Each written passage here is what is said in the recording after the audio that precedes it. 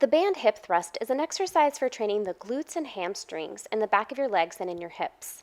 For this exercise, you will need a sturdy bench and a loop resistance band or mini band. Begin seated on the floor on one side of the bench. Wrap the resistance band around your legs just above your knees. Now sit back with your knees bent and feet on the floor and lean back against the bench so that the edge of the bench is just below your shoulder blades. Make sure that your legs are far enough apart to start with some resistance in the band. Press your heels into the floor and lift your hips up to come into the starting position.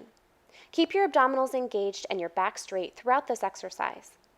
To begin the exercise, engage your glutes by squeezing your butt and press your heels into the ground to lift your hips up, and then return back to the starting position with your hips bent and hovering above the floor. One time lifting your hips up and back to the starting position is 1 repetition. Continue for the recommended number of repetitions in your training program. Try this exercise and let me know what you think in the comments. Make sure to like this video and subscribe for more trainer tips and exercise tutorials.